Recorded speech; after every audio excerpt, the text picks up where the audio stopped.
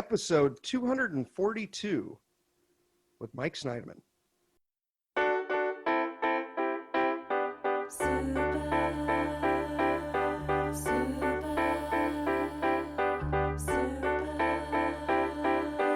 I got X-ray specs for eyes, I can see right through you. Welcome to In It to Win It. I am your host, Steve Barton, and this week I am here with Michael Sneideman. Mike, thanks for coming on the show. Steve, thanks for letting me be here. Yes, yeah. Go ahead. I did not listen to your last episode, but I listened to the previous one with is it Daniel and Robert? I'm sorry, what were the? Yeah, Daniel and Rob. You got something going here, Steve. Stay with it. Thank you. It was good to hear you having so much fun. I got to say that. You're talking about finance and stuff. You're really interested. Not that it was my goal, but I finally sucked any joy out of talking about poker out of your life. And this was not my goal, but you might thank me for that one day. As much as talking to me for years about bad beats and my struggles where it has crushed you on the inside. Eventually, Steve, it's gonna prove it. So I was just gonna tell you, I don't know if maybe you already had this plan. I think you did the last episode with Dan too, right? Yeah. Yeah, I think making him a permanent I won't be offended or squeezed out, Steve, if you make him a permanent co-host, because you guys got a good thing going. And he's good, right?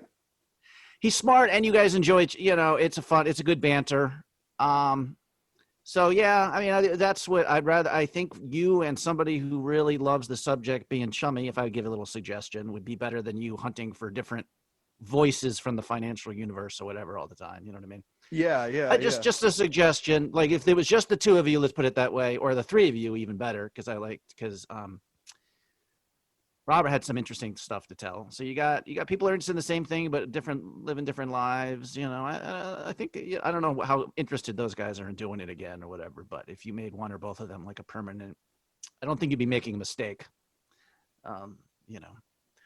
I will demand at least once every 2 months, Steve, I'm on there just so I can bitch and moan and have somewhere out on this great planet, someone out there cares. You know, that's who I'm here for. Right on. Well, thank you. Yeah, for those of you that are new to the show, Mike and I did this show under a different name for 200 and something episodes, and it's for half a You're decade. talking like a veteran of Battle of the Bulge. You lost both legs there, Steve. Right? It was a rough night. It was. Oh, that's great. It was a rough 5 years. I think, Steve. Again, I talk. It sounds like I'm genuinely embarrassed over all these years of talking like I understood poker and stuff, and how I think it should be In It to Win It, episode 3 now. Okay, I don't think we should start it over. I think just start over and no longer people who listen to the show. I think they'll find you. You're already there. All these people following you on Twitter. This is, I don't know if you have to like. It's just I don't know why. Maybe for you it's not so easy just to start over because that entails a few things. A different. You have to read brain. I don't know. I don't know how to do a podcast, Steve. Obviously, you did the work. Just a suggestion. Stop trying to, you're just In It to Win It with Steve Barton. None of this, well, I used to do about poker and that's why it's called this in episode 240. I don't know. Yeah, maybe you're right. I'm not trying to separate myself from you, Steve. But, yeah. And I was actually enjoying listening to, I'm like, I still have not listened to one of your little self-help speeches at the end, Steve. I might have to start doing that because I was being kind of inspired here. Okay. At the beginning, I went out and bought a one. I can't really afford it, but I own one stock of Tesla. Oh boy, what would we buy it at? Like 900. I saw the one guy who's the Indian guy who's like a billionaire hedge funder who's very active on Twitter. I don't know how to pronounce his name. I don't know. But anyways, he says I don't even care if it goes up or down, but he's just like it's going to go up 400% this year. He says it hasn't even touched the surface. Huh. I mean, it's gone up so much in the last year, right? You want to kind of wait it to go before it goes down to buy, but anyways. So whether I'm right or wrong, at least, so, I'm already thinking, well, if I get on my feet again here, since soon my car payment will be paid off, then I can pay $477 a month towards Bitcoin, like that'll be the automatic. Automatic. Anyway, Steve, I'm not saying listening to that episode was a life-changing experience, but at least for a few hours, I'm like, okay, planning for the future is what smart people do. Good. I mean, I learned life's lessons so painfully late, Steve, and then I actually don't really learn. I unlearn them after someone tries to show it to me. But yeah, anyways, it was a good show, and stick with it. I mean, you're talking about something you care about, and you're knowledgeable about, and Thank you. That's about it, Steve. I wanted to give you before, just in case there's a slight chance we might turn back towards self-misery and self-pity and me talking. I would at least take a few minutes to congratulate you on your latest endeavor. Thank you. I was going to say, try to maybe crank them out once a week for a couple months if you could with Rob. I know. I need to get more out. It's because so I used to crank these out once a week, and I was just right. Well, at a certain point, I don't know if we needed to do it quite as often because they, it can be repetitive listening to how my week's gone. Well, I don't know. We did a pretty good job, but you know what I'm saying? Just to build a little base. Put up a larger volume, put up a little, front load some value for the, There you go. I like that too. Don't wait until the turn to put that value bet. Go for 3 streets here. Yes. Actually, an analogy which doesn't work at any level whatsoever, but I just thought I'd throw it in there. Yeah. Well, we picked up some new listeners, so let's fill everyone in on you. You're you used to live out on the East Coast, and then you came out here. What's it been, about 6 years now, and started playing poker full-time professionally? Yes, Steve. 6 or 7? Let's see if we can compress my life into 3 sentences.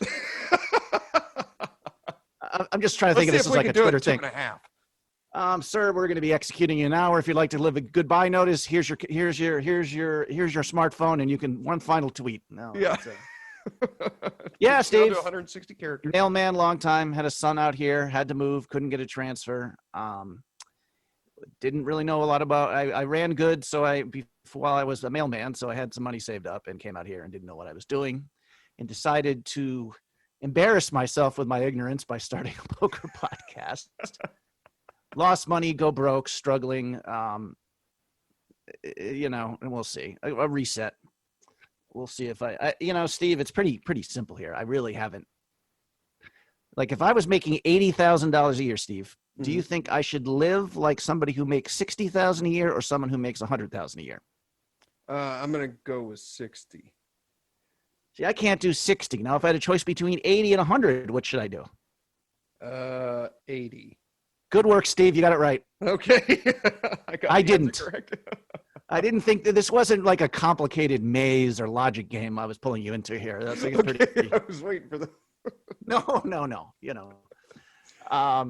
So I'm gonna, this is gonna be.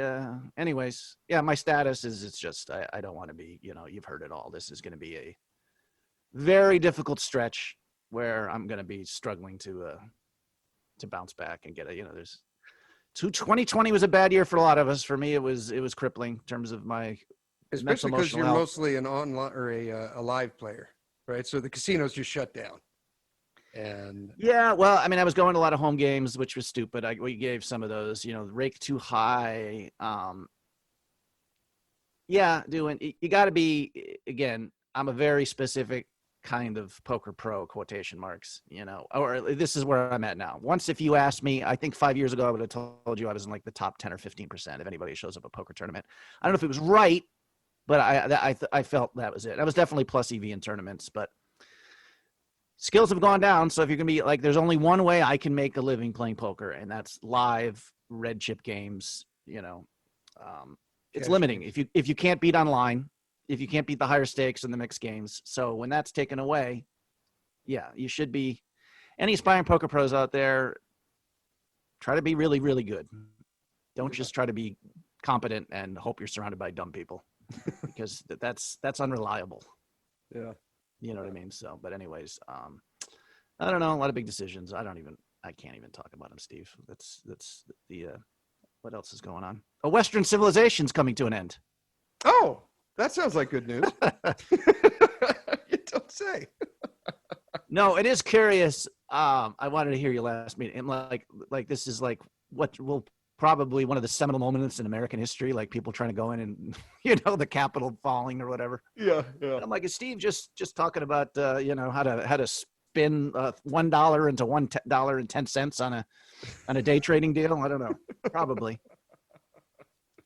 I never saw the news until I went back into work on a couple of days off, and then found out that the Capitol got stormed. But, Right. Yeah. Had no I don't idea. know. Not that we have any. Had no idea what was going on. I did lose as much money as Trump made me in dollars saved in taxes. I think I lost about 25% of that on betting that he was going to get reelected, and so that was a mistake. I even lost a second impeachment bet, which I made a year ago. I said, "There's no way in hell he's getting impeached twice," and I fucking lost that one. So wow, that's a pretty. That's a. Yeah, I like that bet you made though. What were the chances? I think the Democrats and everyone was just like focusing on just getting Trump out of there, Yeah. elected. So they were handed a big blue ribbon. They were handed an opportunity there at the end where Trump, obviously this nonsense happened. So otherwise there was zero chance of him getting impeached again. But I didn't think there was a snowball's chance in hell. I mean, it's never happened before in history, and there's only been 3 or 4 presidents that have ever been impeached. And right. Well, why would they ever do this twice? And any Google search I found out about, getting impeached twice, I said, well, technically it's possible, but it's never happened. And I'm like, all right, fine. This is free money. Nope. It's like, wow. Were you one of those holding out hope that the courts were going to decide in his favor and decide that, a lot of these results needed to be put out because there was, the reporting was illegal somehow? No, I was certain that he won the night of the election. And then when I woke up the next morning, I was 80% certain that I was actually wrong. And over the next day, I realized that, okay, well, they can, if it's so marginally close, they might be able to tie it up in the courts and lean a state this way, and then it could win. And then, but then I was down to just a few percent chance, at least in my mind. And within, if he lost just one of those close states, you could all of a sudden put all your legal effort into the one state, and there's going to be at least a couple illegal votes, and you can create a. But when he loses Georgia and Michigan and Wisconsin and Pennsylvania, Arizona and Nevada, you're just done. Yeah, it's you got capitulation is really your only option other than storming the Capitol. Yeah, that was the very, very last ditch effort. I never would have thought Trump supporters would have done that. I kind of thought all this stuff about the election getting stolen, I thought 80% of it is trolling. Do you know what I mean? Yeah. Just setting the foundation to bitch for the next 4 years when Biden's president. First they steal the election and then this, but obviously, although this isn't but Trump had zero clue this was going to happen, I think. Yeah. You know what I mean? He's just such a pussy in fucking country. He's never storming anything. He's never facing a gun for any circumstance. You know what I mean? No. So the idea that, I'd be curious to, I know there's a lot of things to talk about, whether Trump should be banned from Twitter or not. I mean, they've got the right, but I kind of wish they waited till the inauguration. I wanted to hear him rant and rave for a few weeks just for entertainment purposes. I got to be honest. I did too. It's an entertainment platform. I thought it was kind of, I didn't like that they're muting the president. You know what I mean? He's the president of the United States.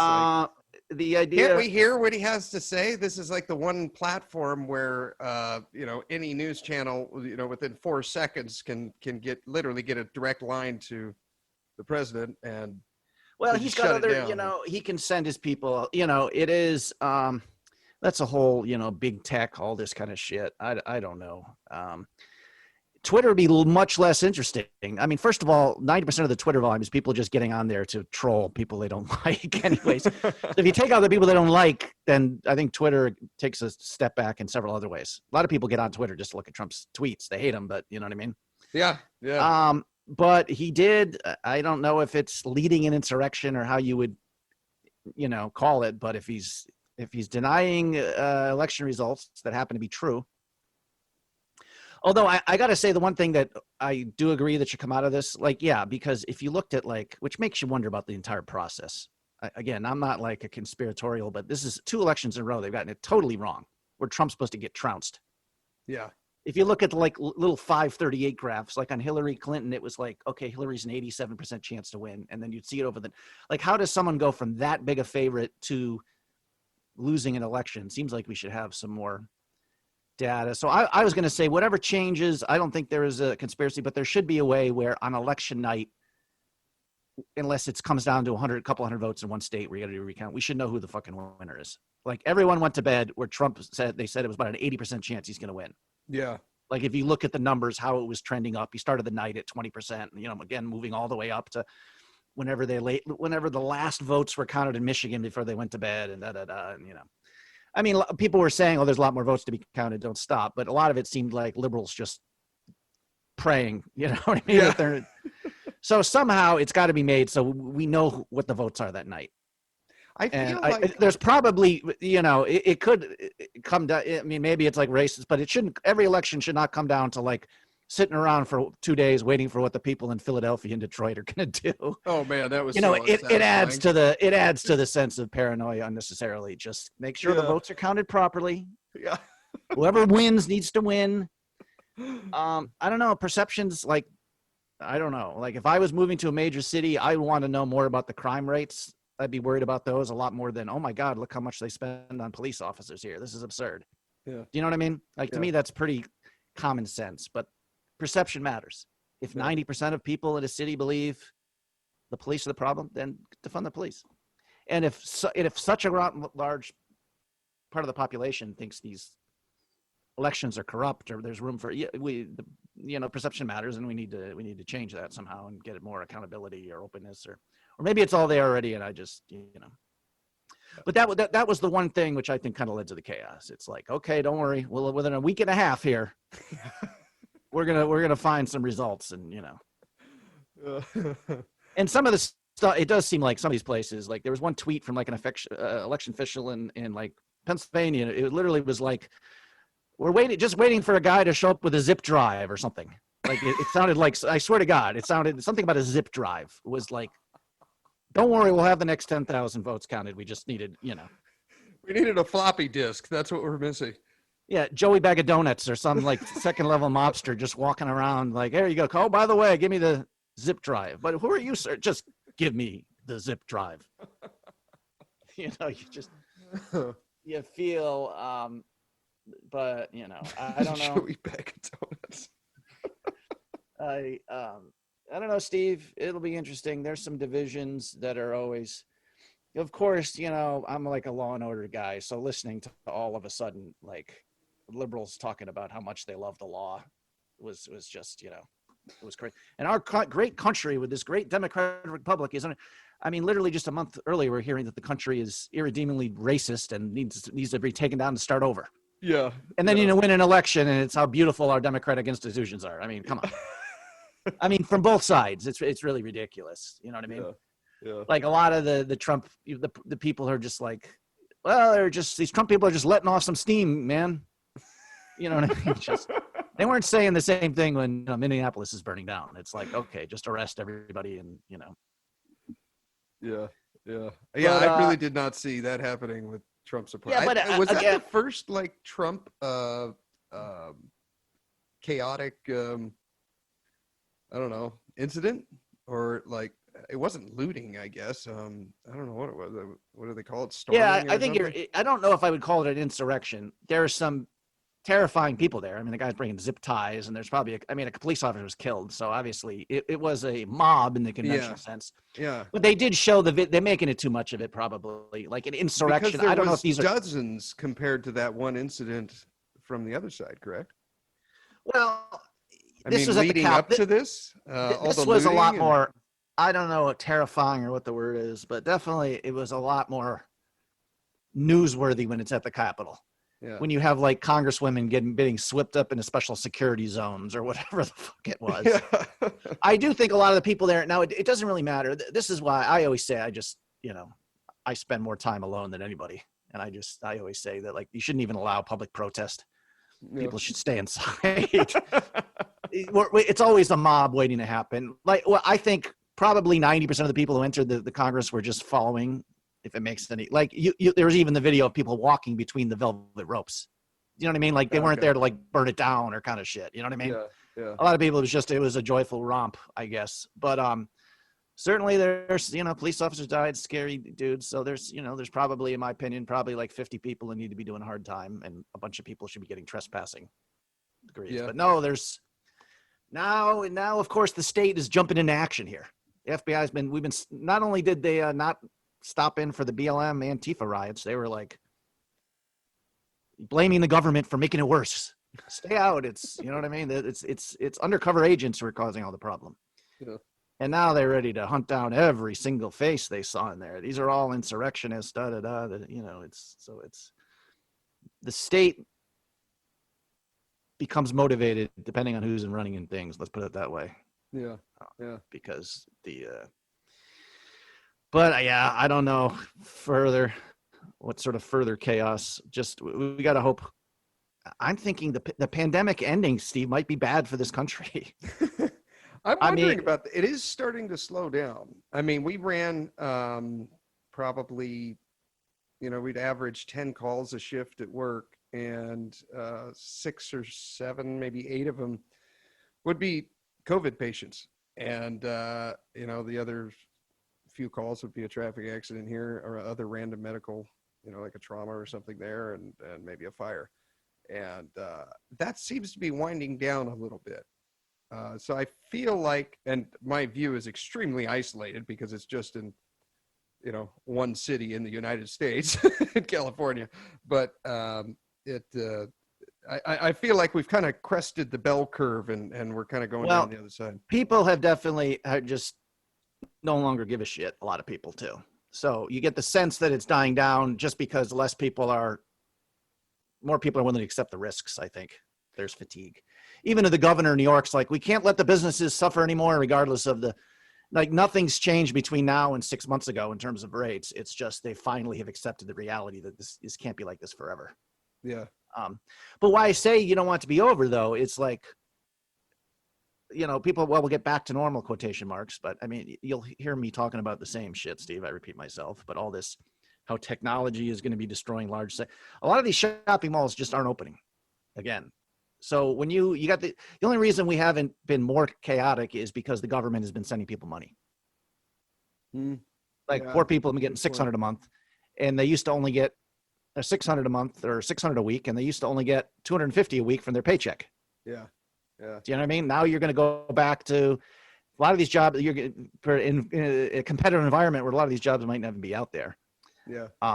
So just going on my Carlsbad Village, I see 3 or 4 businesses that have shut down since they've a nail salon, a hair salon, I think like a coffee place or something.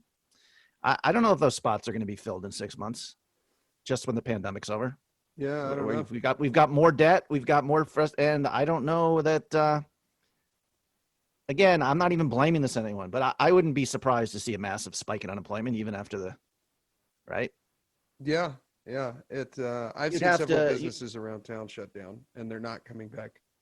So something else will take its place. Now at least we're kind of all on the same page. Okay, the economy's struggling. People need to get paid. It's not unanimous, but and I don't know. This could be leading me. It could be bigger problems for a lot of people financially, even when it opens up. But I don't know. We'll have to see what happens, Steve. I'm good at imagining worst case scenarios. I have a gift for that. It's interesting. I've kind of seen the progression of this virus as I've been responding on patients with it now for almost a year. I initially thought it was like, I know it's attacking the respiratory system.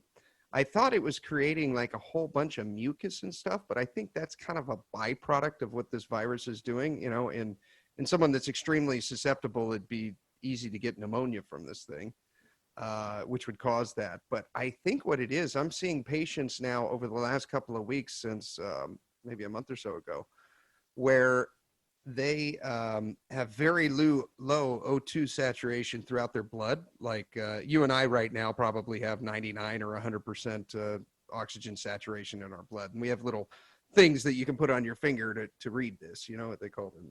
O2 saturation.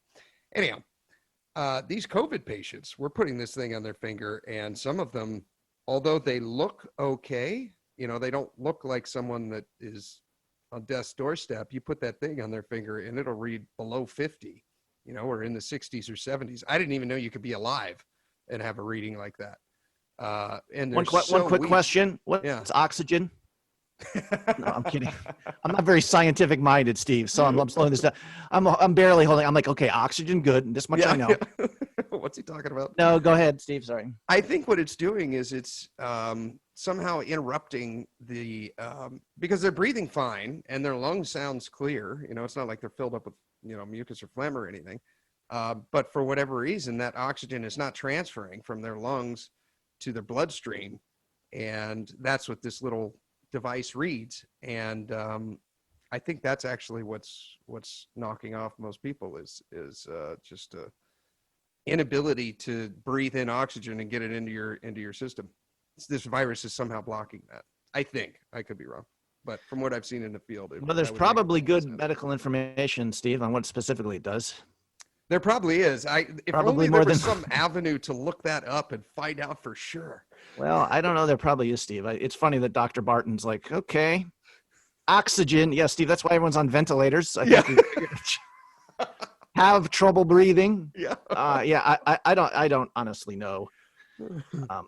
Look, I know if my mother has major respiratory issues, and she will almost certainly die if she got this. So it's a serious matter.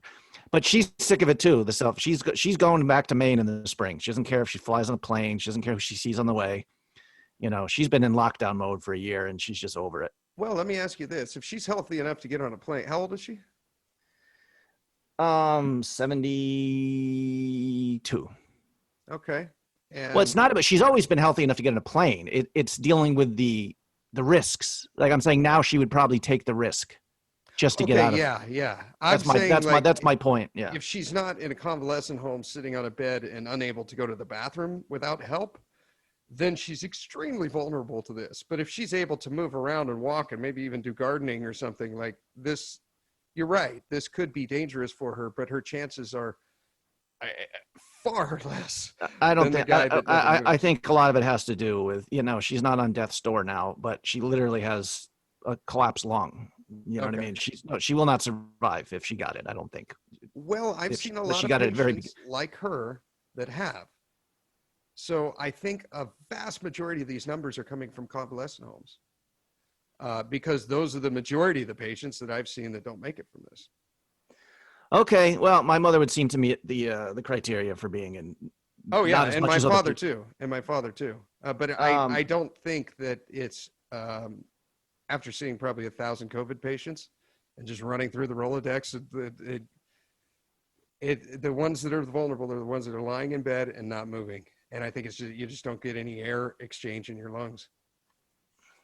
You know, and you're right. The older you get, the more vulnerable you are. But you know, I don't think that's a certainty, just because I've seen so many people that are their age and they get the virus, but it doesn't kill them.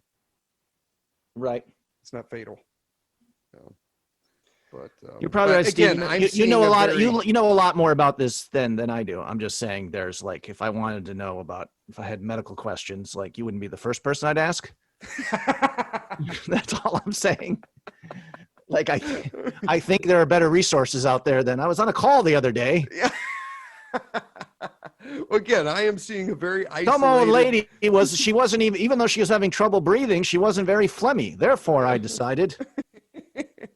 I'm seeing a very isolated pocket in one city in the United States.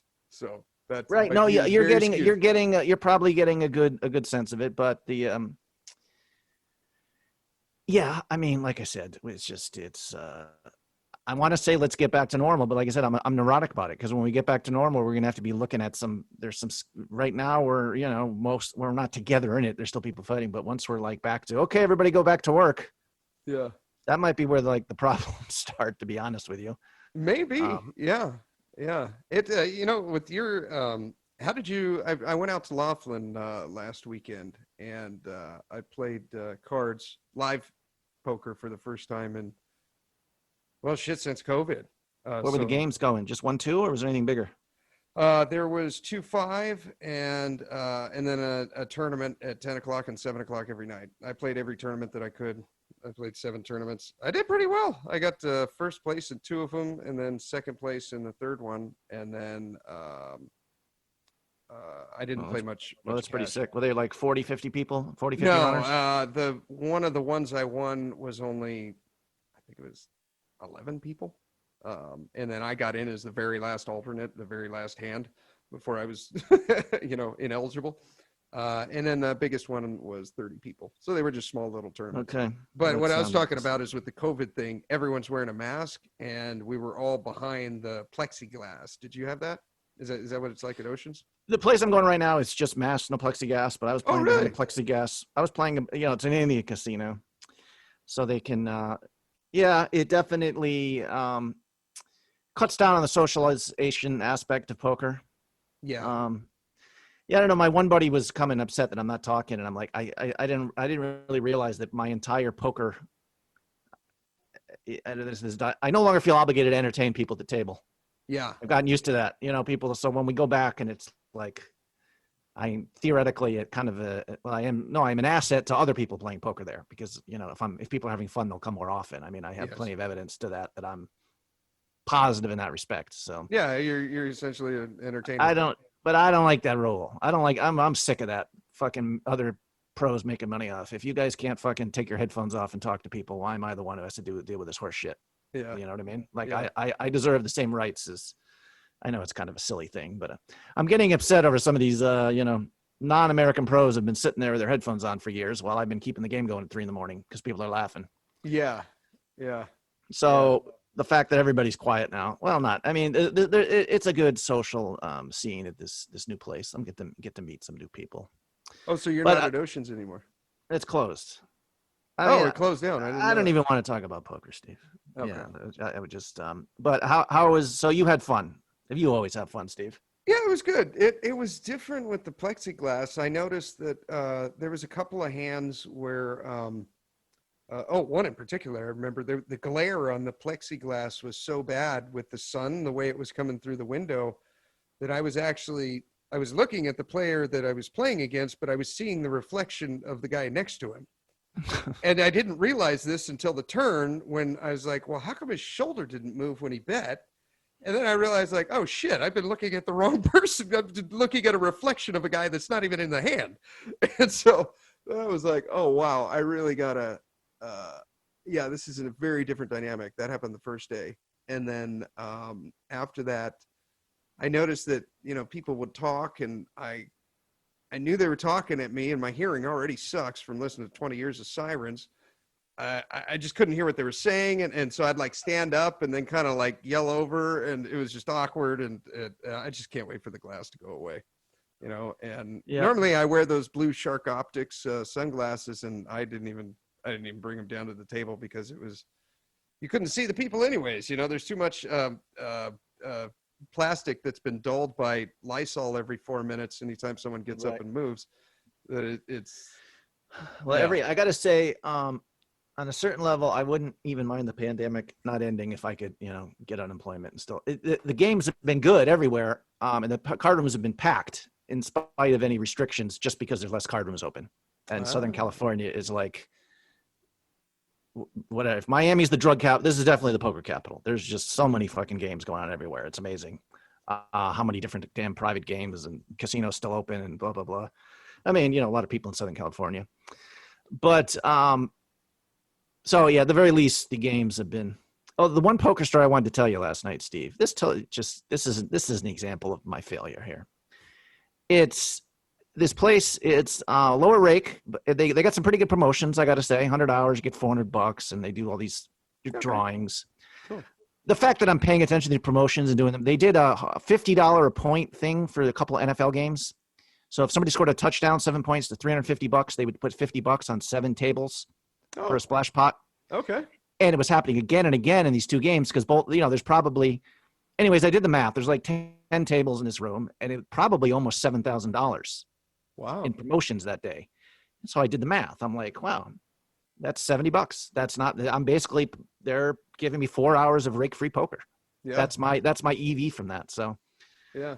just the fact that I really, this is little stuff I need to pay attention to beyond the obvious shit when I'm, spending $4 a gallon on gas when there's a place a mile up the street, which is $3.20, that kind of shit. Yeah.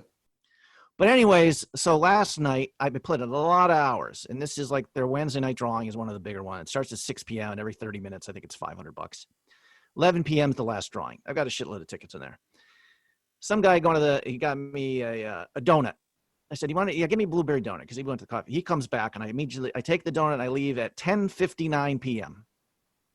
Just not even looking at the clock. Oh, shit. I go off and walk in the casino. You can't eat in the room.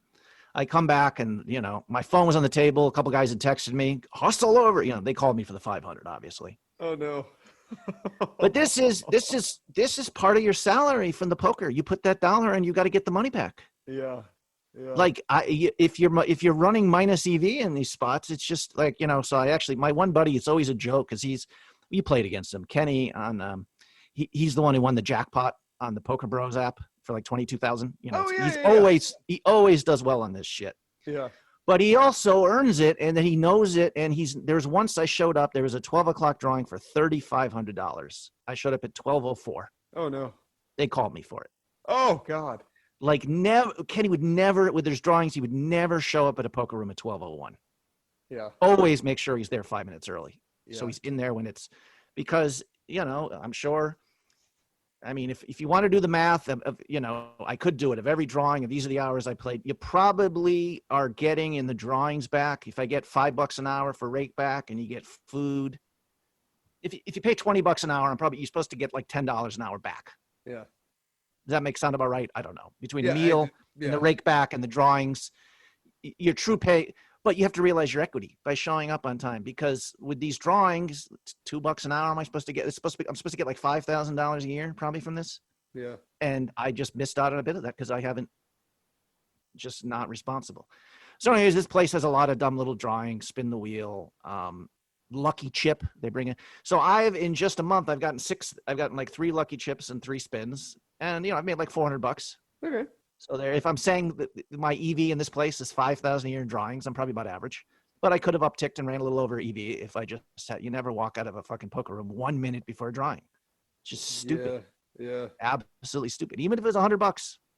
Yeah. You know what I mean? That shit adds you up. divide that up in the people in the room, yeah, and you have a small stake 2 in that. tanks of, if someone's, I mean, basically my EV, all I did is leave for $5 probably, or $10. Yeah. But if you do that twice a week over the course of a year, you've just given $1,000 away. Yeah. Yes, exactly. By, this isn't like hanging around a casino. Although I was tired. I was thinking, I'm like, no, this is all the tickets. There's whatever, 6,000 given out. My EV is $150, 100, I got to stay. And I don't know, Steve. It's just, I get smarter slowly over time with help. Of course, Alex Venosa, I saw him. I went out to lunch with him. I saw him for the first time in forever. Oh, how's he doing? I haven't seen him year in and a half. a couple of years. Yeah, he does not want to interact with any poker people at all. He's out 100%. So really, he's not playing cards anymore at all. No, not well. I think once or twice he might have been on visiting a poker buddy and just jumped online and played PLO a little bit. I mean, he's still so smart. He can always crush. Okay. But anyways, this is a sobering. I mean, I already knew what because I never a good student of the game, always lazy, all so many leagues, but I always loved the game. Loved talking about it. And a couple times poker came up and I just switched it. He basically said, you're finished. He's doing an honest assessment. He's like, if you're the one thing you had going for is you love the game, and this is just gone completely. So, like I said, I'll probably can hang on for a couple of years just out of massive volume and just fear of doing anything else. But anyways, I've got some pretty conclusive evidence. But if I just, you can't make 80,000 a year and act like you're making 100, or at the very least, you have to chase every bit of equity down there. Yeah. I mean, there's funny. They give out these little $10 food vouchers. Like, it's stupid. Any 2-year-old knows this shit. But I'm like, a lot of times I got a food voucher, anyone want it? And I'll be like, I just ate. Like, does anybody else want it first? Do you know what I'm saying? Like, I'm putting myself last in line for that voucher. I will take it if no one else wants it. Yeah. But someone yesterday is having, I'll take it. Because I know they're good till December 31st, the end of the year. And if I get one of those every fucking week, I've just saved myself $500. Yeah. Do you know what I mean? Like, there's no shame in that. Yeah. Someone gives you $10. It's not like, okay, I'm a high roller here, blah, blah, blah. Even if I was, it doesn't matter. The first time I saw you do something like that, we were in, I think we were in a Vons in Vegas, and we were going to the TPE house. And I was like, well, we got to bring something. So we went to the store, and I think I got a 12-pack of beer, and you got something else. And the lady said, oh, do you have a Vons card? And you're like, yeah, I can't remember the number, though. And I was like, well, here, let me put mine in. And you're all, no. And it literally would have saved you $3 and cost us both about 5.5 seconds. And you turned it down. I was like, Did I really? yeah.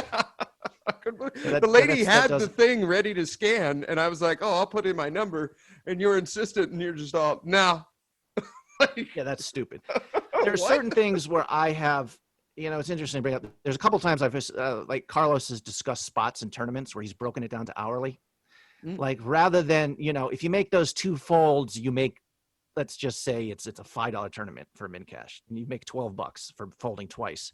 Okay. And he's like, you've made $300 in an hour. Do you know what I mean? It's folding for 2 minutes, and you increase the. So there's a lot of times that minus EV, or even if I know the calculations, for some reason I value my time, which is kind of a joke because I don't do anything. So there's times where, this is like the DoorDash thing, where there's literally like a pizza place that is like a half mile from my house that I get DoorDash from, which isn't because they charge like $3 for the delivery fee and I tip on top $4 or $5. So basically I'm charging $8, paying $8 not to get in my car and drive over there for that 8 minutes of time. So I'm claiming I'm a $60 an hour person. I don't know. For me though, I just have to like cut those expenses, at least a few of them. I don't know. So those are there's many minus EV spots there. They could probably find even some more. I mean, I bought stuff from Amazon. My son, for example, got some, never have any pants here. That's always a thing between him and his mom. You got all the pants. No, I've got all the pants. He's got a million t-shirts, but only somehow, I don't think, lost or whatever. So finally for his Christmas, I bought him like 6 pairs of like sweatpants. And his mother gave me the size, and the size was totally off. They don't fit at all. Oh, wow. But they were like $30. But I could have wrapped them and got them back to Amazon. Yeah. But I'm like, just screw it. I didn't throw them out yet, but they're sitting in the corner, and I'm either going to say, Joni, either find a friend or drop them in the trash because it's not worth my effort. It's not worth my time. Yeah, $30. It's a lesson. This is what I tell myself whenever I, burn money or someone takes advantage of me. You know what I mean? But yeah, I mean, it's just, this is when I thought the girl I love was coming to visit once, and she's like, she's like, I need air conditioning, because I'm explaining. So I bought an air conditioner and $130, like a little unit. And, she didn't come, and probably when I get a new place, it's gonna have air conditioning. Like I should have immediately never took it out of the box. This is an Amazon delivery. Immediately asked for them to pick it up. You got 30 days, and that was 4 months ago. And now I'm probably going to be carting around this air conditioning unit for the next 20 years I'll never use. Do you know what I mean? It's at least I realize you can't just throw out an air conditioning unit. You know what I mean? Yeah. But like if someone came over and said, I'll give you $20 for it right now, I'd take it. Take it. Thank you. I've saved money by not having to carry this around for forever. But there's often times where I'm blowing money. I'm like, man, glad Steve's not here to witness this. Yeah, but literally, like that's a pretty extreme example of you got the card, and I'm like, I don't care, whatever. Yeah, I was kind of floored. I'm like, well, he's going to pay $18.50, and if I type this in, it'll be $15.99. And then the lady's like, okay, and then she just scanned it and then said, $18.50, and I'm like, why would he do that? Yeah, it's Okay. Just. There's a lot of the stuff I can say. I'm really generous as a tipper, Steve. Yeah, I think you are. You are. in certain, like, now I've come into my mind that I think I heard someone else say this on Twitter. I'm like, that's a good rule. There's something you should always tip a waitress at least $5. And I eat breakfast out a lot for like 12, $14. So it's probably too heavy, but that's what I've been doing. I like, and at the casino when I'm doing well, I don't, some of these, if a casual player wins a $2,000 pot, a lot of times they'll throw 20, $25. I don't do that, Yeah. but I've watched the regulars. A lot of times even a big pot, they never more than $3. And I'm trying to like, $5, $6. I now tip the floor $10 a day, probably, if I'm there for a long session, because it's like the morning and the night person get tipped. Okay. Like that, I really should drop. That's $3,000 a year. That adds up. Yeah. When you start adding all this shit together, I don't know. But when I'm fucking forgetting to value bet and losing 300 on the river, or calling bad bet on the river, I'm like, I let it. There's thousands of dollars being thrown around where I'm just, if I just work on my tilt control, that's an extra 30,000 in my pocket, and then it doesn't matter how much I tip. But I don't know, Steve. I wish I was. Personal change is hard, Steve. It's yeah. It all starts. I mean, Steve, with all your passion about personal change, I mean, to be honest with you, you're kind of a static character, right? This is not like this is your natural endowment to be optimistic about life, that good things will happen if you work hard, if right? I guess so. I'm not making excuses for all those, because there's plenty of people who have personally changed from being, negative Nelly to going what they want and going what they're after. You know what I mean? But it's like, partly this is your natural personality too, Steve. This is not a nugget of wisdom you have picked over years of studying the successful people. I don't think entirely. Do you know what I mean? No, I guess not. I don't know. I mean, you're spitting some good life lessons. Don't get me wrong. I'm not saying it's not useful. I'm just saying, to, I don't know. What am I talking about, Steve? I'm sorry. The waste. I guess I just look at it like, I don't know. I just like to have fun, and if I'm doing something that I enjoy, then I keep doing it. If I not, right. Move on to something else, But yeah, it's just, I told you my brother is similar to you, and he's extremely financially motivated. You know what I mean? Like looking for every dollar and always watching the markets and all this kind of stuff. And like he's appalled by my tipping. He's genuinely, the one time I took him out, he's like, do you have any idea how much a Budweiser costs if you get a home?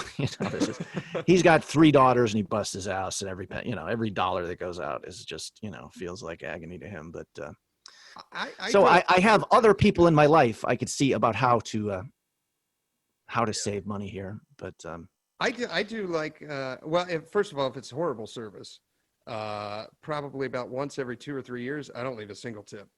And I always tell them why. And, but the majority of the time I leave between 15 and 20% if it's, average to good service. If it's bad service, I'll just leave something like $1, but if it's horrible service, then I'll just be like, look, dude, this is my meal, but this is why, right. It's just, I hope they get something out of it. You know what I mean? Maybe they're like, oh, that guy's a fucking asshole. Well, whatever. I'm not gonna it's good if you're, if someone's not being, I'm a little, not surprisingly, Steve, I'm a little more sympathetic to the losers of the world here, because I'll usually, I don't, we actually walked out of, I took my son and his mom to, out for breakfast the other day. Mm-hmm. We were, Joan and my son's birthday, went fishing, got a fishing charter. So I went to breakfast, and I picked up, it's one of those things, I waited tables right away. I could tell there's gonna be a problem. Like there was only 6 tables being filled, but there was like 6 people waiting in line, and the waitress was, any waitress who can only do one thing at a time is going to be in trouble. Oh yeah. You need to be thinking about 3 tables, like every trip. Okay, I'm gonna get the coffee for this one, the fork for this one, and the order, but it was one thing at a time. And finally we got seated, and she didn't come over for like 6 minutes, and I just picked up and left. I'm like, there's too much.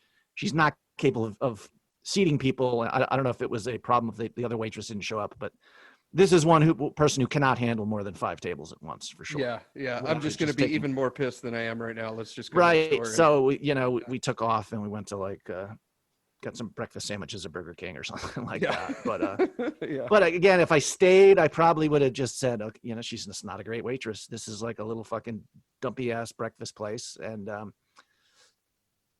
yeah, you know what I mean? Obviously, if someone's rude, I don't know if I've ever not tipped someone. I've walked out. The last one I did not tip was a kid. He was probably, well, I think you have to be 21 to serve beer in California, right? So he must have been at least 21. But I was sitting out. He walked by me the first time, and then like I kind of threw out my hand, and he looked right at me, and then kept on walking. And I'm like, well, maybe he's really got to take a shit or something, you know? But he didn't even give the courtesy, like put a hand up or I'll be right there or any of that, right? And then he did it again, and I was like, oh, maybe I'm fucked up. Like, what is? I don't understand what's going on here. And then when he came by the third time, he was texting on his phone as he's walking by me. And I was like, hey, bro, can I get a beer? And then he looks at me like he's bothered. And he's, oh, what do you want? And I said, I don't know, just give me any IPA. I really don't care. And he finally came back with it probably 10 minutes later.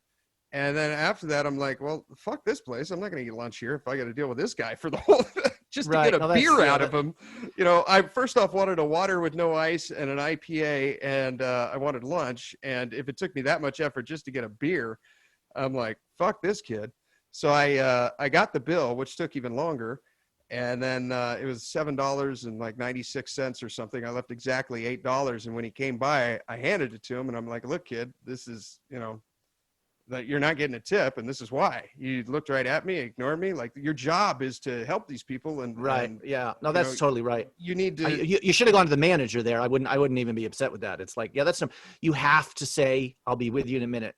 Welcome. You got to acknowledge him. You know what I mean? Yeah. Without that, that's just like an epic fail. Yeah. Now that happens once every, I don't know, 3 years or something. And when it does, then I do exactly like I did. And if I pay with a credit card, I just put the amount on the bottom and sign it. And then when I hand it back to him, I let him know why. It's not often that it happens, but I mean, it happens that's to good. everyone, The one time, yeah. I think it's important to tell him though, you know, because maybe that kid was just having a really bad day. Maybe his girlfriend broke up with him. But if that's the case, like, you know, you got to be able to, I don't know. I went through some stressful times when I go to work, but when I go on a call of a patient, I can't just vomit all my stressful shit onto them. You know, they're expecting a certain level of service, and you got to deliver.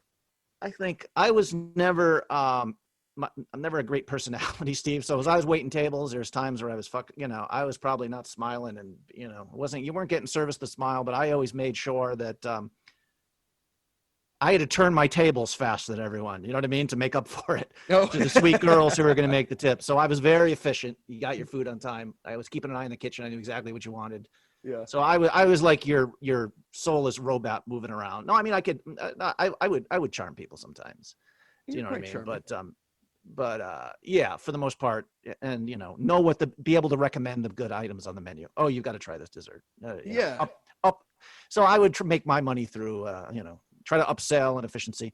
But I have, I totally agree with you there, Steve. You should tell you if you went to the manager, it wouldn't be. One time I did go to lunch in Connecticut. I remember this, and it was like I probably got off work at like 3, so it was kind of between, very died down bartender in the bar. It was an attractive woman, Steve. So actually I wanted to talk to her, whatever, but she was, it was just like one of those things where I'd start a conversation and she was texting on her phone, wasn't even looking at me. So I'm like, okay, fine. Whatever.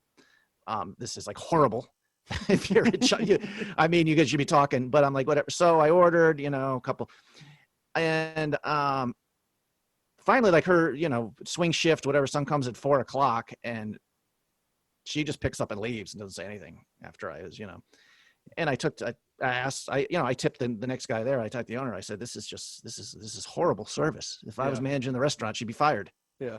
You're helping someone you leave. You just wish them a goodbye, or, you got to be social. I mean, bartender, you got to talk to people. It's literally your job. Believe me, as a bartender, there'd be times where I had one guy used to come in all the time. This happens to be at a poker table, Steve. Oh, that's right. You used to be a bartender. Yeah, but this happens to be poker. Sometimes I wish I was a little less friendly on a certain level, because people like really want to talk to me. There's certain people you just, I want to have like a fun 5-minute conversation. I don't want to hear about their life every time they come in for the next 5 years. You know what I mean? Yeah. You But don't want I this to have a be lot of those 2-hour people. I have a lot of those dissertation. people. I look at it as part of the job. Yeah. You know, some people I'm just not. Sometimes it costs me money because I have people who really think we're buddies. I mean, white even who don't even. I think maybe I've talked about a couple of those. There's one guy who he raised, I had kings, and I re-raised them. Mhm. I 3-bet him with kings, and then he showed me aces and folded. Wow. And I pulled him aside, and he's like winked at me, like, "Hey man, we're buddies. We're working." I said, "Dude, I got to be honest. I said I don't fold aces to anybody. You know, I would never do that to you. I got to be honest. You know." So I had to pull him aside. And he's like, "Don't worry, man. Yeah, but he's still, I don't know. So now am I supposed to punish his light opens? I think I have to. You know what I mean? Like there's money I lose there just by not wanting to piss people off. Yeah. I actually have I have a lot more interesting stories to tell from poker, Steve. I haven't even told because, I don't want to betray confidences on certain levels. But when it comes to waiting tables, bartending, there'd be times. There's one guy who came in South Carolina. He'd come in and he had a crazy ex-girlfriend. He had to call the police on. Mm-hmm. But he had a lot of women's stories. I don't know if half his bullshit. But my women's stories were 100 times more interesting than his. Okay. But I listened to all of his. Do you know what I mean? It was you just convince I can kind of talk to anybody and just, let's pretend me and this person are the last fucking 2 people in the world sitting on a fucking wet rock ready to be driven into the hell. Let's be nice to this person. You know what I mean? So I can, as nasty as I can sound, I'm pretty nice to most people. But there's a bartender who just doesn't want to speak to you at all. You know what I mean? I mean, it's just, I'm sorry. She's probably at nighttime where she's wearing a half top. There's guys are coming in just to look at her tits. That's fine. Yeah. But there's more to the business here. And it's just, so I let him know. I think I just didn't even return to that place because the manager was like, yeah. Oh, I thank you very much for telling me this. It's probably his daughter. Yeah. Do you know what I mean? I could tell it was just, he just didn't give a shit. And I'm like, this is, Yeah. I've never talked to the manager. I've only ever talked to the waiter or the waitress. I did have a good one. Maybe I've talked about, I don't think I have on the show. I was down in Peru. This was probably, I don't know, 6 or 8 years ago. And I was sitting at a bar and I was talking with an American at the bar who was telling me how shitty the service was in Peru. And he said, it's because like they don't expect tips here. And so they don't work for them. So they make, $2 an hour or whatever. And that's just it. And, if someone gets a beer for $1, they just leave $1, And he's telling me about all this. And while we're talking, I notice a guy sits down next to us and he's there for a while. And then me and this guy are talking and the bartender is literally right in front of the guy and she's texting on her phone.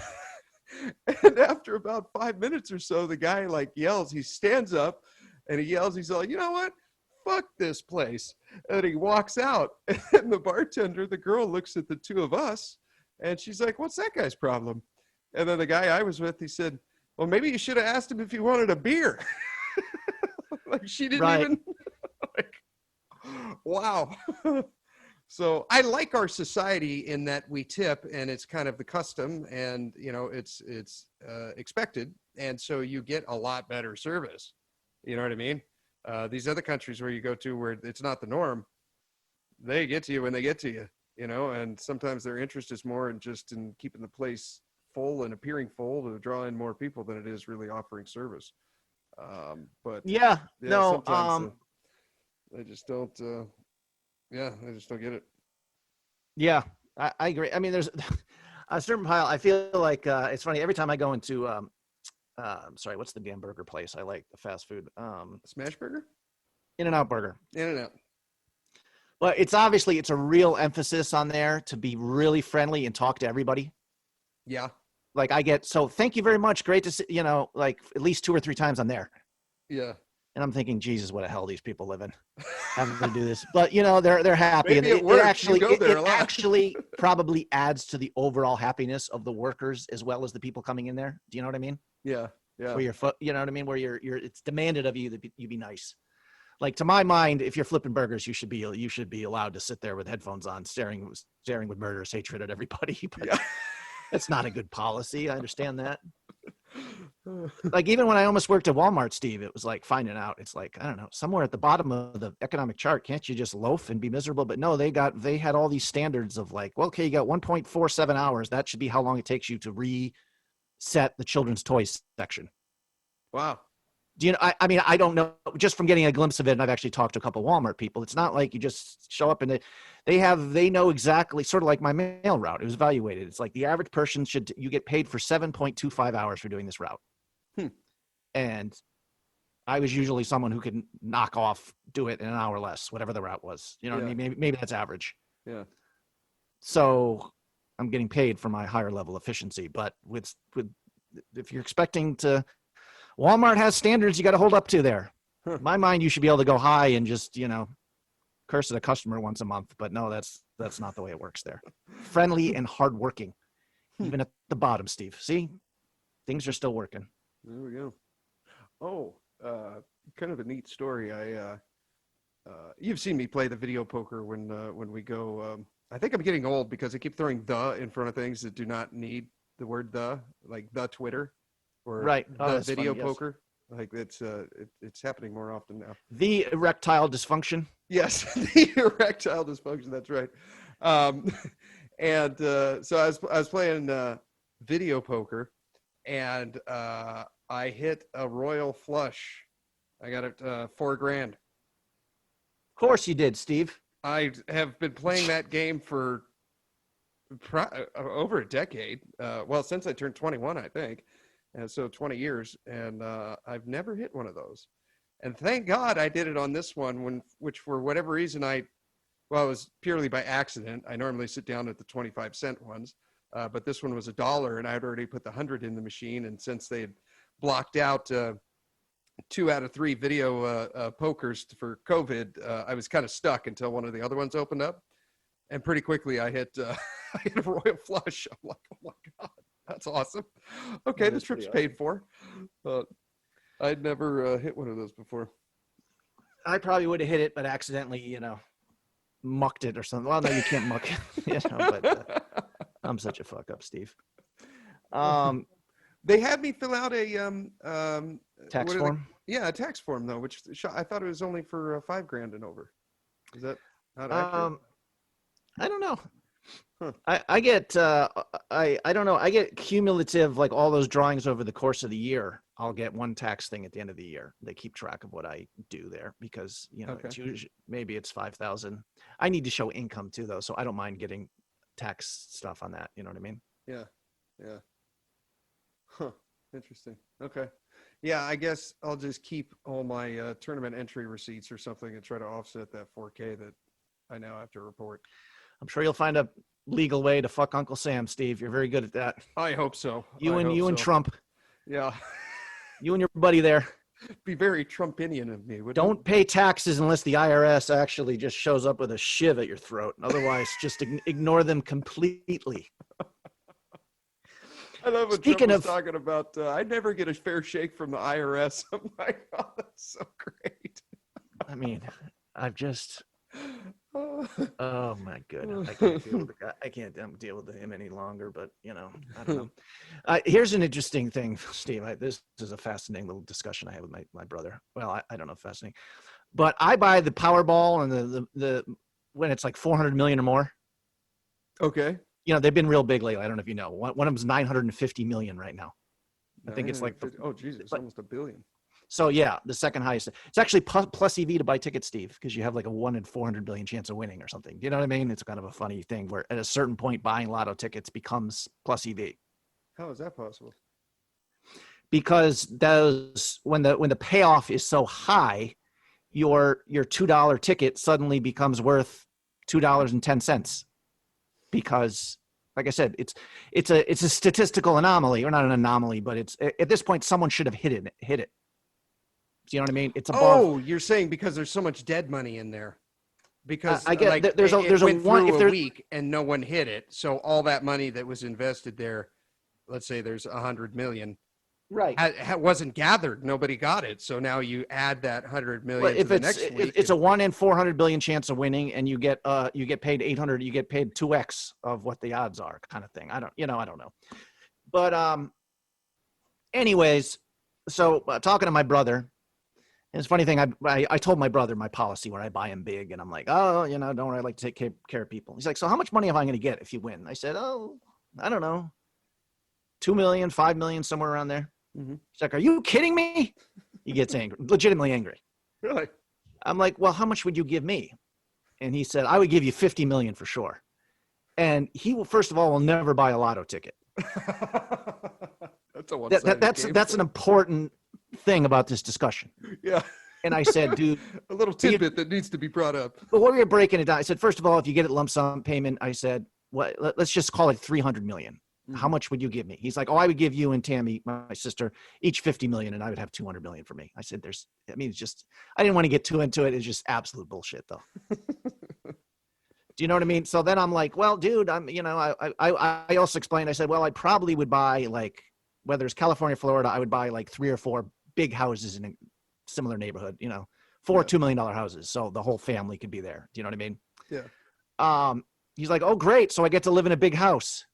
I'm like, dude, are you fucking kidding me? I said, your kids will have their college paid for. You will never have to work again. You will live in Southern California, on the beach, 200,000 a year for whatever. It was becoming contentious. He was pissed off. He thought this was a sign of what a bastard I am, that I would only give him 5 million.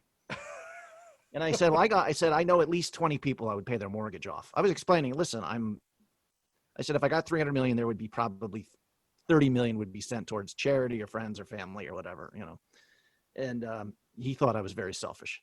You and your brother have some interesting discussions. No, it is. I said, well, I also explained to him, because he's so money obsessed. I said, you do realize, though, you will not be in my will. I don't want you to murder me. So whatever it is will be up front, all of it. My son's going to get everything from the actual, no other family gets anything. So, but it was just one of those silly arguments that, But anyways, yeah. So Steve, you can, you're too smart to. They say lottery is essentially, what do they call it? A digressive taxation. It's money that's taken from poor people. I think that, generally speaking, there probably are exceptions like you're talking about, but every dollar that you put in, you're only getting back 50 cents. Right. So if you buy $100 worth of lotto tickets a week, you're only going to get back 50. But like the poor people are not, I don't know if they're dumber, but you're willing to pay for the dream. For those 10 minutes, those 10 minutes a day where the lottery's ready to call. This is a gambler talking, but I kind of get it too. Do you know what I mean? Okay. Yeah. The possibility of nobody's making, other than 5 people, no one's making $1 billion. You know what I mean? No, there was one point in my life where I played the lottery every week, and it was when I was 16 years old until when I was 18 or 19, and I worked at a company where everyone in the shop put in $2 a week there's like 80 people, so we get 160 tickets a week. And my only logic was, and this probably comes from my dad, was he's like, I throw in $2 a week because our odds are greater when you have that many tickets, and there's only 3 guys here that don't do it. Do you really want to be like one of the 80 that doesn't have to work for the rest of your life when you're 16 years old, or do you want to be one of those 3 guys that you're like, wow, I have to work for the next 40 years because I didn't pay $2 a week when I was 16 years old? Right. But, Steve, those $2 a week for 3 years now probably are worth like $9.5 million in your hand. They probably are. If I would have just put those in the S&P 500 instead of blowing it on lottery tickets, I'd probably be better off. But well, I told you, Steve, like I have never cleaned an apartment. Never cleaned an apartment? What do you mean? So I've always had a cleaning lady. Oh, wow. So over 30 years, let's do the math. I've probably paid, well, now it's, let's see, how much do I pay now for the cleaning of my place of the year? About $1,800. Probably over the course of the year, probably $150 a month to do 2 cleanings or 3, maybe a little less. So basically, let's just say $1,000. Let's just say $1,000 a year for 30 years. So 30,000 plus however you would invest in that, So I have a few. I've never ironed a shirt, even though I bought an iron. It's a scary thing, Steve. things remember can my go. dad used Things. to pay me a quarter a shirt to iron his shirt every morning when I was like 9. So I've ironed a lot of shirts. of course I don't I'm think usually. I've ever paid anyone to iron my shirt. Though. I mean, I'm usually so that's not a lot because I just don't wear those shirts that often. But it's probably $15 a month dry cleaning. Yeah. So Okay. multiply that times 30 years. Okay. The money starts to get added up. Yeah, that does add up. Yeah. So yeah, I don't know. There's just the little stupid ways that I'm bad with money, but yeah, Powerball, whatever. Hmm. Yeah, I guess I could see. Okay, so let's say you get 100 million one week. Only 50 of that goes to the prize pool. The other 50 goes to taxes. So now you got $50 essentially in poker terms would be dead money. Then you roll that into the next week, and now the prize pool is up to another 100 million for the week after that. No one wins again. 50 million of that goes to the prize pool. 100 million is now dead money. If you do that enough times, it could be positive expectation to buy a ticket, huh? Well, I don't know. I don't know the proper word. It's plus EV. Yeah. When you say expectation to collect on it, you have to win. Yeah. So which is, but infinitesimally, but your payoff is, you're mathematically, I mean, I don't. Yeah. Well, each ticket at that point may be worth $1.25 instead of just 50 cents. At a certain point, yes. I mean, of course, at this point, you're also, on the other hand, that just means if there's 950 million in, I'm just coming with this number that there's a 1 in 400 million chance of winning. Okay. So it's double, but there's also, it's highly likely at this point that two people win and split it. Yeah. And Do you know what I mean? The probability of that increases too, obviously. So I mean, I don't know, you'd have to do, but there is a certain point where is actually, I brought this up on Twitter. I was curious. Two people, people will ask it. You see that all the time when there's a jackpot, it gets the blinds that somebody, if the small blind has like a big pair or something, they'll be like, oh, you got a jackpot hand? Yeah. You want to check it down? Yeah. Like how big of a jackpot would you need in a 2-5 where a $5 drop, let's say? So basically you're each paying $2.50. Okay. How big a jackpot do you need to make that neutral EV? I mean, there's an actual answer out there when there's, it folds to two blinds. What are the chances of being, if one of them starts with 10s plus and one of them always has ace queen plus, what are the chances in the jackpot? I mean, that somewhere that information's out there, but I'm sure the casino has it. Yeah. Well, I mean, a little rake off of that jackpot for these 20,000 jackpots. I'm almost 100% sure that it's not proper. I'm just curious how high it would have to go. I'm in my mind. It's like, okay, $100,000 jackpot where I would get 40K with the big, I mean, I don't know. Yeah, I mean, I will do it. I usually say no. I mean, it's just a burn of money. I have done it for a couple people who really are, if someone's talking all the time about the jackpot, I don't mock them for that or anything. You know what I mean? Yeah. You got people who go into the bathroom are like, I get a piece of the jackpot. It's coming back. You know what I mean? Yeah. Especially these like 2-3 grinders. Like the goal is just to have enough money to hopefully keep playing poker, like this is all these fucking nits now at the lower stakes. A lot of them just hit and run. You know what I mean? Buying for through. They're just hoping to, they just want to keep playing poker. So anyways, if somebody is really into the, like getting that one jackpot a year, just so they can keep playing poker, you know what I mean? That's like part of their equation. Then I'm not going to deny them that opportunity. Yeah. But it's a minus EV spot for me, but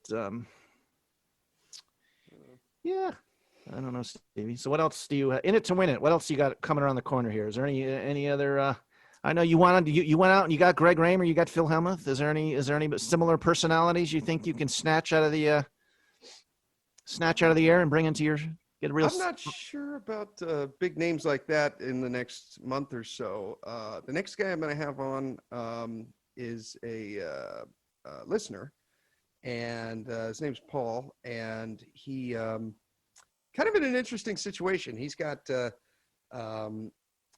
his wife and kids are back in his home country, Greece. He came here in 2013. Since then, he's accumulated 8 properties in Florida, and right now his family, because of COVID, are out in Greece, and he's here, and he's like, I'm kind of bored, so I basically started twitching. And I just play cards all the time, and and then I got the properties that that I manage, and I'm like, well, that's kind of cool. That's a guy. That's a guy I want to listen to. Yeah. Anybody? Yeah, you know. I was like, that sounds pretty pretty. I don't interesting. I don't like the stories of people bust their ass to get success. I like lottery winners, Steve. Yeah. I like tournament winners. I like some guy who's got some get rich quick scheme that he didn't get arrested for and it pulled it off. You know, good Yeah. for him. That's pretty much. So, actually, Steve, is there any way you get like now I'm not trying to get rid of your guys you got because they're good, but it just occurred to me. How about a hot young chick, Steve, as a co-host? Sex up the show here. Have her a little, I'm just saying, keep an eye open. Okay, I'll keep my eyes peeled. But yeah, so he's coming on, and then the guy I talked to, the guy that taught Daniel and I, his name is Randall, how to read the stock graphs and stuff. He's going to come on. I've had a lot of people asking about stocks and options and like that. I'm like, let me just have him on the show, and then you guys can give him a call once you hear his deal, because that's how we learned. Okay, sounds good. And, I'm just curious. I meant, like, are you like tweeting at actively Larry trying Crane, to get like some of the Donald MSNBC. Trump on the show, and I try to Well, get not Trump, but you know what I mean. Somebody from Fortune magazine you saw on MSNBC who wanted to, you know what I mean. I think you got a big enough following, Steve, where you can, people who are selling a little whatever you probably could start. Like I said, if you pull in Helmuth, my point is you can probably pull in some big names in the financial world. So I'm sure that's something you're interested in, right? Yeah. I haven't really thought of that. Okay. I just kind of focus on the next like 3 guests and go from there. But no, I haven't really thought of any big financial guys that would be good. I don't know. But anyhow, are there any? Are you still doing your YouTube? I saw you did. I haven't done one in about a month. I did one with so. Carlos. I couldn't put up. Actually, thanks for reminding me. My son's coming. He's going to have to help me with my OBS and straighten it out. I had trouble with it. And yeah, I'm a joke, Steve. Come on. Anyways, no, I haven't given up on that. Although there's a few, I kind of want to talk about politics and literature and a couple other stuff. And I just, I've struggled to find people to do that. There's a couple of people I wanted to have contacted versus Twitter, and they weren't too interested. You know what I mean? So I don't know. It's, Steve, it took a while for you to build up a good base for this show, right? True. Yeah. They was excited. You're not going to believe it. We got 50 downloads this week. Yeah. Exactly. We got 2,000. We got 3,000. I mean, then there comes a certain point where there's such a saturation of so many podcasts. It's hard to push. It becomes a bigger challenge. But you're up for that challenge, and I need to do the same with my YouTube if I want it to go anywhere. But I don't know. Well, it's if you guys are interested, it's Broke Ass Grinder Poker. Broke Ass Grinder is one word, and then space poker. He'll be the first one that comes up on YouTube. And anyways, I enjoy it. So if you throw more episodes out there, they're getting watched. Yeah. But yeah, cool. Well, thank you for coming on the show, Mikey. I appreciate it. This was fun. Thanks, getting bud. the band back together.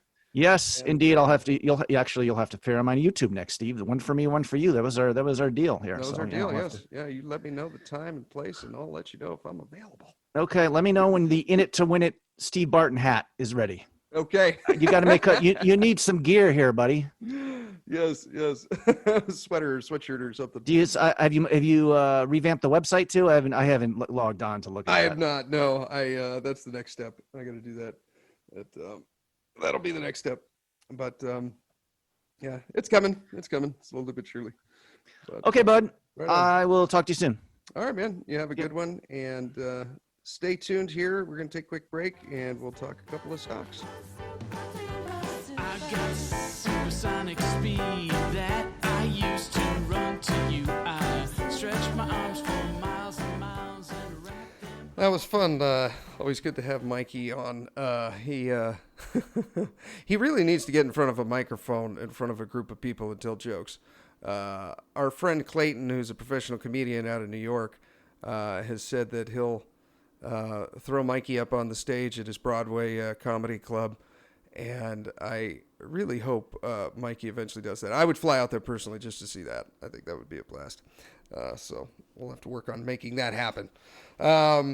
Let's see. Okay, so some little stock tips for this week. I got some good ones here, and I would feel like it wasn't a complete show if I didn't talk about them.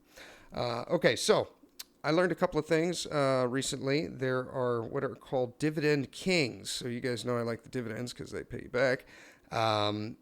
Dividend kings is a group of about 30 stocks that they have been paying a dividend for 50 or more years, and that dividend has increased every year.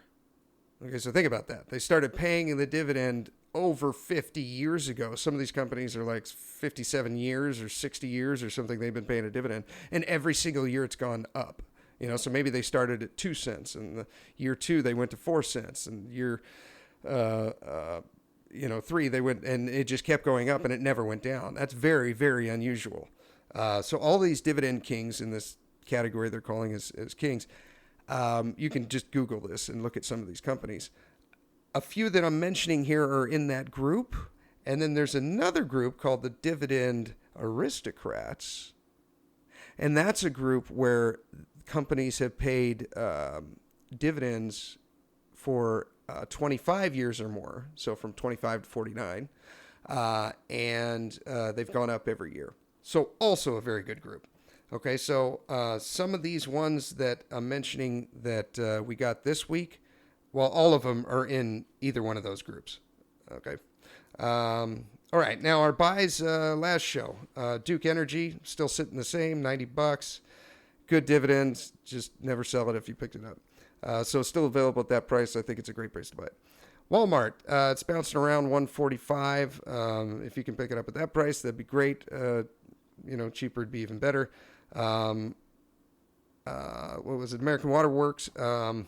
AWK is the symbol. I can't remember the name of the company. We got them in at 150. They're up to 160 now. I'd probably wait and see if you can get it for 150 or whatever, and then just never sell it. The one that we got with AMC, the movie theater one, Daniel and I were talking about, that was pretty cool. We got in at $2. I think we just found the bottom, and Daniel did. It's up over 3 now. So a big gamble. This company's going bankrupt. It's a shot in the dark, just straight gambling money. But these other ones, good ones to pick up. This week, what we got, picked up one I like a lot, Coca-Cola. The symbol is KO. They're in the Kings group. Now remember, there's thousands of stocks out there, and there's only about 30 of these stocks that are in the Kings group where they've paid a dividend and gone up every year for 50 or more years. And Coca-Cola is one of them. Okay? So I like that one a lot. We got them in at $49. Buy it, whatever you can afford. After we've put all our money in our Roth IRA and stuff, then we can start adding these to our portfolio.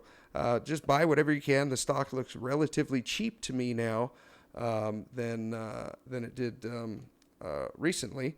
And over the long haul, it just keeps going up. So super simple stock. It's very easy to know what they sell. They sell sugar in liquid form. That's their thing. One of the most addictive things on the planet, and this company specializes in it. Like them a lot. Coca-Cola, great dividend. Let me talk a little bit about how this works. So right now, as of this recording, the price on Coca-Cola is we'll call it $49. And the dividend that they're paying you 41 cents per share every 3 months for that $49, right? Now think of it as you're locked in at this $49, right? And for every one of those amounts that you can invest, at the end of the year, let's say you get 100 of them, right? At the end of the year, well, your annual dividend for all of these together is $1.64, right? So if you could get 100 of these shares, you would get $164 a year for keeping them, just for having them, for being invested in the company, for owning a small piece of Coca-Cola. All right. So basically the game becomes try to buy stocks that do this, and have done this for a very long time, 25 or more years, some of them 50 years. Coca-Cola for over 50 years, they've just paid. And so if you can find points in these stocks that I'm talking about where they look relatively cheap compared to what their history has been, then it's on sale, and you get these same dividends. These companies have weathered storms like this before. They hit the housing crash. They hit, back in the 90s when everything went down. Like they've hit multiples of these, and they still consistently paid. So it's very likely that they're going to continue to do that in the future, right? And some of these that I'm mentioning this week, I think, are relatively cheap. And if you find others on this list that fit that scenario, that's the game that I'm talking about this week. Okay, so Coca-Cola, I like the best out of all those. The percentage you can get the price at right now works out to about 3.37%. And remember, that gets rolled into the next year or each quarter when you get more shares, and it just keeps going up. Okay, next one, AT&T. The symbol is T. That one is another one of these just good dividend stocks. It looks relatively average price right now. Below average price right now. I like it. It's like $28. The next one, Reality O. I've had this one before, and I made the mistake of selling it. Now it looks like it's in the bottom portion of a channel that's running between $60 and up to like, I don't know, 67, 68. So you get it at a relatively cheap price, for every 10 shares you kind of get like a free one. Yeah, I like that one too. Good dividend, just always pays, continually goes up. The next one, HRL, is at $45 right now. This is, how do you pronounce it? Hormel Foods. I like them too. Great dividend. But by the one, if you got to get one this week, I'm buying Coke. And I did. Bought all these, but my biggest bet was on Coke. So it was $2K and then $1K each on the rest. Next week, we're going to have on Daniel G. again and listener, Paul. Apparently, Paul is pretty good at buying houses in Florida and playing cards. So that should be an interesting episode. If you guys want to get a hold of me for anything, any questions, maybe you heard someone on the show and you want to get a hold of them, you can hit me up on Twitter at SteveBarton101, and I'll hit you back. Thank you for listening, and thank you for telling a friend, and thank you for tuning in. Here is your weekly motivational speech. If you're always winning, then you don't really understand what it is to win. You got to take those losses. You got to take those hits. There's got to be the valleys, the peaks, the ups, the downs. In order for you to, when it does happen, you go, wow, qué rico. This is what it's all about. And not only that, it's never about making it, guys. It's always about maintaining it. That's the toughest part.